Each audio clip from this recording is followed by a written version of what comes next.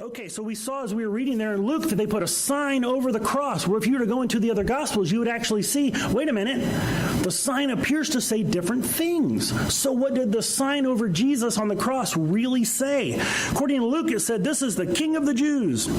Matthew 27:37 says, this is Jesus, the King of the Jews. Mark 15:26 says, the King of the Jews. And John 19:19 says, Jesus of Nazareth, the King of the Jews. So which one is it? What did the cross actually say?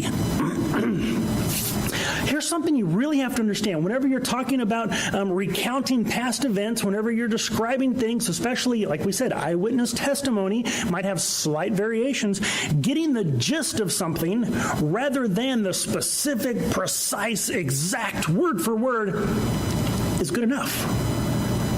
How many times have you told a story and you don't tell it the same way twice?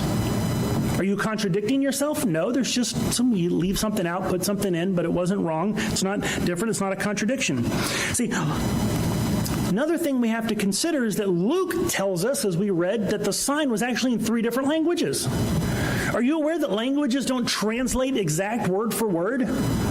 So maybe depending on which one the author had in mind, maybe it literally would have read different, but meant the same thing.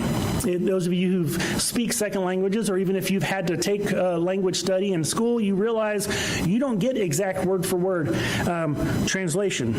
So there could be variations due to translation.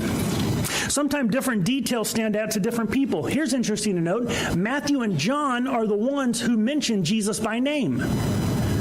Matthew and John are also the ones who actually knew Jesus and walked with him personally. Mark and Luke didn't know Jesus personally. They got their testimony from the disciples. So it actually makes sense that Matthew and John would notice and be cognizant to put in his name, whereas Mark and Luke just put in the relevant details that he was the King of the Jews. That could definitely make sense. You also have this idea of something being complementary versus it being contradictory.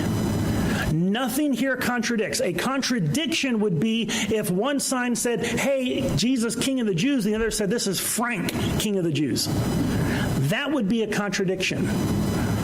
None of this is actually a contradiction. The main points are repeated. Variations do not alter the meaning, and they do not directly contradict.